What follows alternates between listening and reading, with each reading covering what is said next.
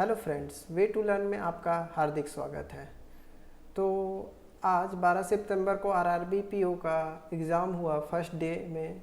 तो मैं आपको बताना चाहूँगा, मैं थर्ड और फोर्थ शिफ्ट का एनालिसिस लेकर नहीं आया, क्योंकि जो थर्ड और फोर्थ शिफ्ट का जो एनालिसिस था उसमें कोई ज़्यादा अंतर देखने को नहीं मिला। मीन्स क्वेश्चन उसी पैटर्न पे आ रहे थे। तो मैं थर्ड और फोर्थ शिफ्ट का एनालिसिस नहीं लेके आया हूँ। मैं इसके बजाय 5 सिलोजिज्म के क्वेश्चंस और जितने भी क्वेश्चंस आए हैं मैं उनको पार्ट बाय पार्ट लेके आ रहा हूँ।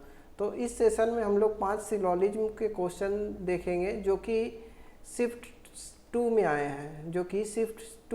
हैं, क्योंकि फर्स्ट शिफ्ट में सिलोजिज्म का क्वेश्चन देखने को नहीं मिला। तो चलिए हम लोग देखते हैं सिलोजिज्म के क्वेश्चन। तो ये हमारा फर्स्ट क्वेश्चन है, क्या है, वनली अ फ्यू SRC। तो पहले डायग्राम बना लेते हैं दोनों का, वेन डायग्राम। तो वनली SRC,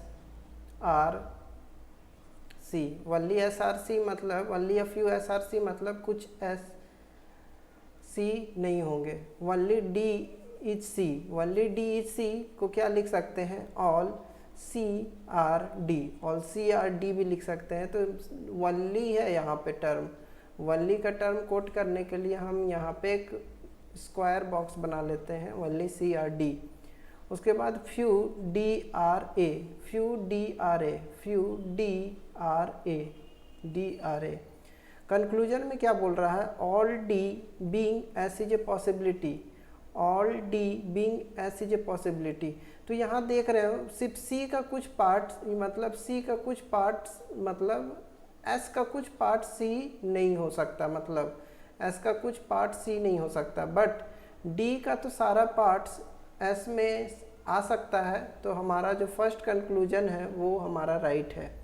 इसके बाद सेकंड कंक्लूजन क्या बोल रहा है, some S are not a, some S कुछ S A नहीं हो सकता है, कुछ S का पार्ट A नहीं हो सकता, बट यहाँ पे वैसा तो गिवन मेंशन्ड नहीं है, तो हमारा सेकंड कंक्लूजन रॉन्ग हो जाएगा।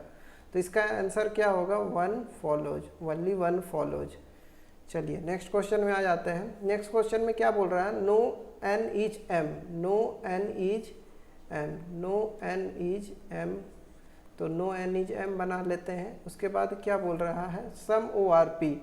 तो पहले इसको बना लेते हैं, some all MRP, all MRP, all MRP।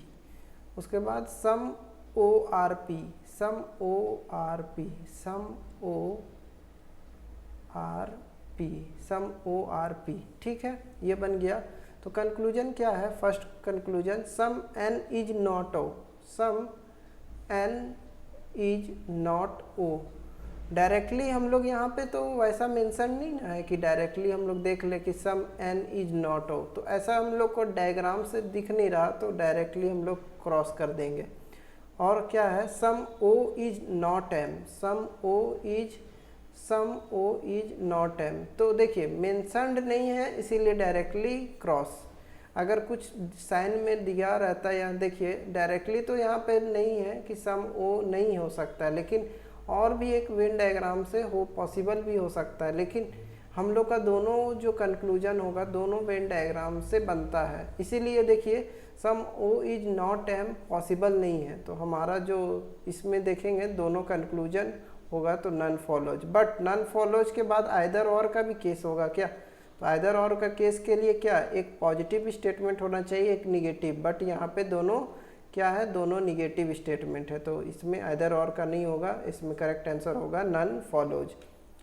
Third question में आ जाते हैं। थर्ड क्वेश्चन क्या बोल रहा है, सम ARO, सम ARO। ठीक है, सम GRP, सम GRP तो नहीं है यहाँ पे, पहले इसको देख लेते हैं। No O is P, no O is P। ठीक है, सम GRP, सम GRP।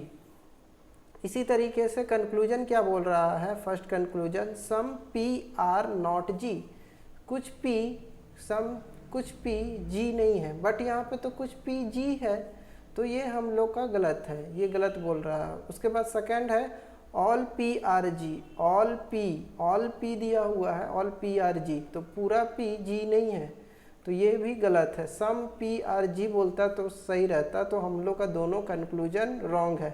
तो डायरेक्टली आंसर क्या हो जाएगा, डायरेक्टली आप लोग क्या टिक कर देंगे, नन फॉलोज। बट चेक तो करेंगे एक बार कि दोनों क्रॉस है, मतलब दोनों गलत है। तो आइदर हो सकता है क्या, देखेंगे हाँ सब्जेक्ट सेम है, सब्जेक्ट सेम है, सब्जेक्ट प्रेडिकेट सेम है, एक स्टेटमेंट निगेटिव है, एक स्टेटमेंट क्या है, पॉजिटिव है। तो ये आइदर और होगा, नन फॉलोज नहीं होगा। तो क्या लिखेंगे, आइदर 1 और 2 फॉलोज, ये हमारा आंसर होगा।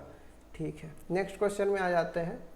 नेक्स्ट क्वेश्चन है क्या, only A is B. Only A is B को क्या लिख सकते हैं, all B are A, all B are A.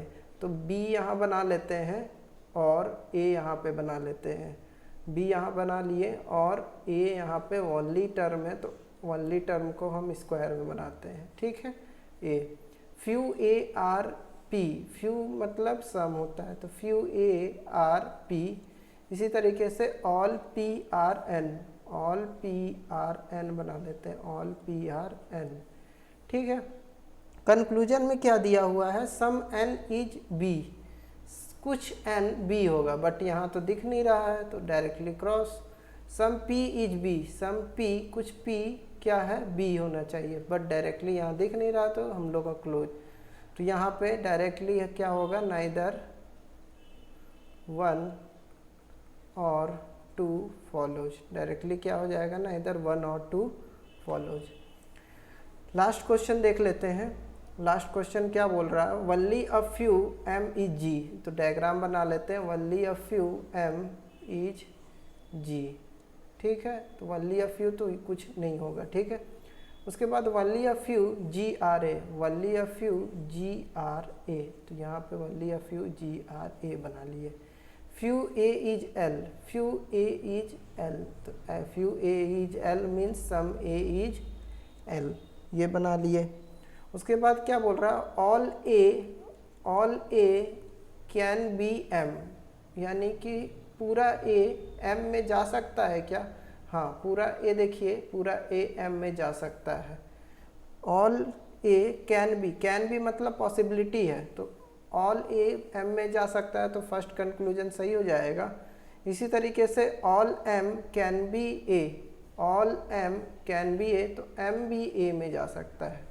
तो मेरा जो है दूसरा जो कंक्लूजन है वो भी करेक्ट हो जाएगा। तो इस क्वेश्चन का जो आंसर होगा बोथ फॉलोज। तो कैसा लगा आपको पांचों क्वेश्चंस? अगर अच्छा लगा है तो लाइक, शेयर और सब्सक्राइब करिएगा हमारे चैनल को। ठीक है, और जिसका भी कल एग्ज़ाम है उनके लिए बेस्ट ऑफ लक। आप लोग अच्छे से एग्ज़ाम दीजिए और कट ऑफ को ज़रूर पार कीजिएगा। Best of luck, thank you, have a nice day.